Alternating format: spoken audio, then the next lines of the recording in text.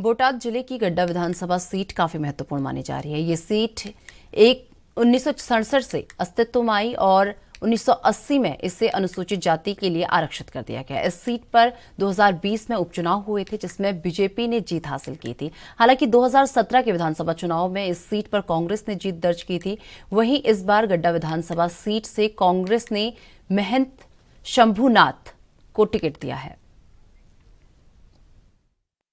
नमस्कार, स्वागत है आपका गुजरात के रण में। मैं हूं आपके साथ चंद्रशेखर त्रिशूल। इस समय हम मौजूद है गढ़ड़ा विधानसभा में, जहां हमारे साथ हैं देश के जाने माने संत, राज्यसभा के पूर्व सदस्य और झांझर का पीठ के गादीपति शंभुनाथ जी महाराज बापू।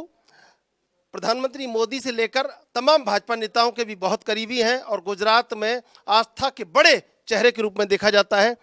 बापू, क्या लगता है, जो भाजपा है उसने सनातन को और संस्कृति को बहुत ज़्यादा व्यापक किया है और उसके प्रमुख चेहरों में आप आते हैं?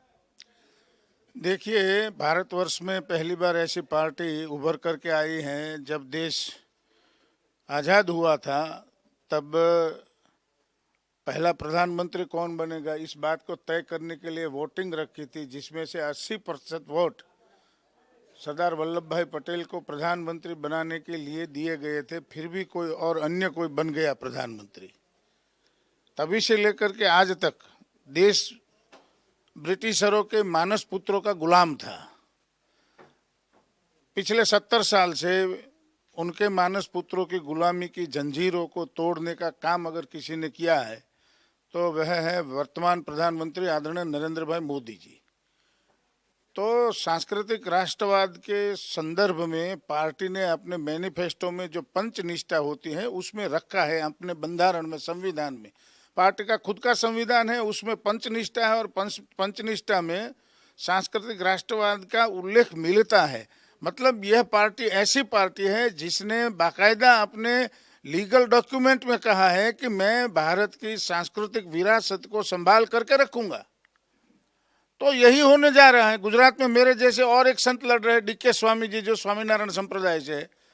मैं नाथपंथी हूँ, हम सब जुड़े हुए हैं भाजपा के साथ में। तो मिलकर के अच्छा माहौल, वातावरण बनाने के लिए हम प्रयास कर रहे हैं। और हमारे गुरु भाई आदरणीय पूज्यपाद योगी आदित्यनाथ जी महाराज उत्तर प्रदेश के मुख्यमंत्री भी हैं।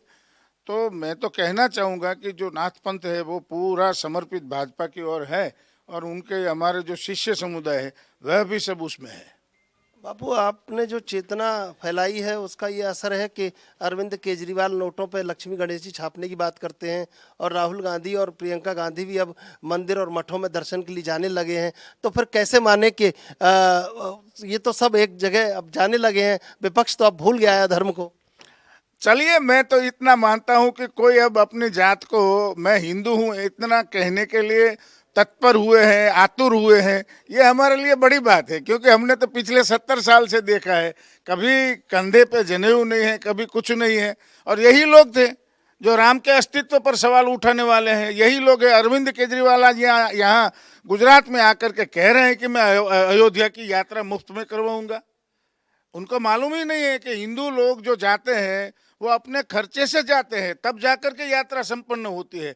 मुफ्त में किया हुआ जो प्रवास यात्रा होती है वो नहीं लगता है काम में। तो ये चीजें हैं।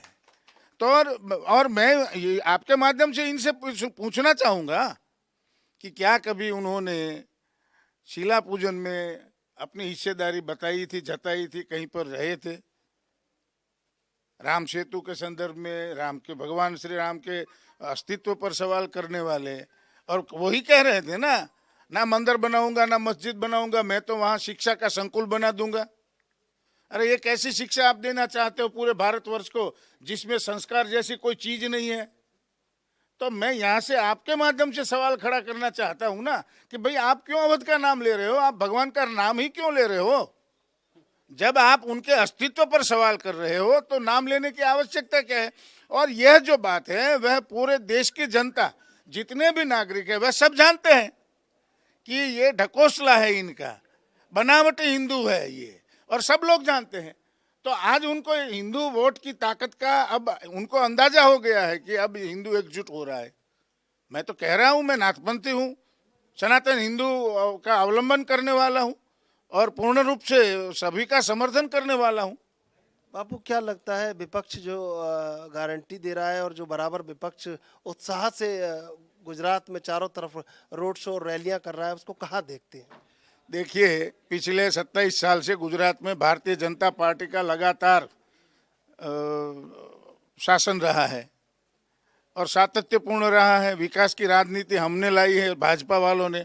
तब तक तो जात पात की बातें हो रही थी, हमने कभी नहीं देखा है। हम हैं सनातन अवलंबन वाले हैं, मगर विकास सबका करने की इच्छा मन में रखते हैं और भारत के सभी नागरिकों के लिए काम करना चाहते हैं। ऐसा तो है नहीं कि मैं लाभान्वित करूंगा तो किसी एक को करूंगा। तो ये जो चीजें हैं उसको देखते हुए हम कह सकते हैं, चाहे भले कोई भी कहे यहाँ आकर के रैलियां निकालने दो, चाहे कोई कुछ भी। अभी परसों यहाँ वल्लभीपुर में आम आदमी का कार्यालय खुला था, 7 लोग थे, कुल 17 लोग थे। 17 में से 10 बाहर से आए हुए पंजाब वाले थे। और यहाँ गुजरात की जनता तो देख चुकी है उड़ता पंजाब कि उड़ता पंजाब में क्या सिनारियो है। गुजरात में हमें नहीं चाहिए उड़ता गुजरात, नहीं चाहिए हमें तो विकसित गुजरात, गौरवान्वित गुजरात चाहिए और इसी के लिए लोग वोट करने वाले हैं। तो चाहे कोई भी कुछ भी कहे, यहाँ मैं पूरे विश्वास के साथ में कह सकता हूँ कि गुजरात का रिजल्ट जो आएगा 182 सीटों में से 150 के प्लस पारी लगने वाली है, पक्की बात है। आप माधव सिंह सोलंकी के रिकॉर्ड को तोड़ रहे हैं। बिल्कुल, उनका रिकॉर्ड टूटेगा और पहली बार ऐसा होगा कि यह जो रिकॉर्ड जो प्रस्तापित 2 रिकॉर्ड होने को जा रहे हैं। वामपंथियों की ज्योति बसु की सरकार का वैसे तो वो रिकॉर्ड टूट ही गया है, 25 साल का, 27 साल हो गए भाजपा के शासन को। एक यह रिकॉर्ड टूटने वाला है और दूसरा जो रिकॉर्ड है वह माधव सिंह सोलंकी जी का था 149 का, उसको तोड़ करके हम 150 के पार जाएंगे। बापू, जो मैं सवाल पूछने वाला हूँ ये धर्म संकट होगा आपके लिए जवाब देना। मैं क्या गुजरात में बीजेपी प्रचंड बहुमत से आती है, तो मैं क्या गुजरात के होने वाले मुख्यमंत्री से बात कर रहा हूँ इस समय? नहीं, ऐसा कुछ नहीं है। मैं संगठक हूँ, मैं राष्ट्रीय महामंत्री के पद पर अभी भी नियुक्त हूँ, SC मोर्चे का जनरल सेक्रेटरी हूँ। मेरे आज भी मेरा 10 राज्यों में चार्ज है, वहाँ का मैं प्रभारी हूँ। साउथ इंडिया का नॉन हिंदी स्टेट जितने हैं वो सब मैं संभालता हूँ। आज भी मेरा संपर्क अभियान का काम चालू है। बीच में यहाँ मैं आ गया हूँ, पार्टी ने डिसीजन लेकर के मुझे भेजा है। यहाँ चुनाव लड़ना है, जीत के जाना है, बाकी सबको जीताना है, इतना मालूम है। मैं मुख्यमंत्री के बारे में नहीं, मुझे इतना ही मालूम है कि मैं यहाँ चुनाव लड़ने आया हूँ, पार्टी के आदेश से आया हूँ, पार्टी ने कहा है इसलिए आया हूँ। बाकी जो चीजें हैं वो सब बाद की बात है, अभी की तो कोई बात ही नहीं है। ये बीजेपी अगर गुजरात में प्रचंड बहुमत से चुनाव जीतती है तो निश्चित रूप से कहीं ना कहीं सौराष्ट्र से मुख्यमंत्री का चेहरा निकल कर आएगा। ये बात सियासी हवाओं में गूंज रही है। कैमरा पर्सन करण के साथ मैं चंद्रशेखर, गढ़ड़ा विधानसभा।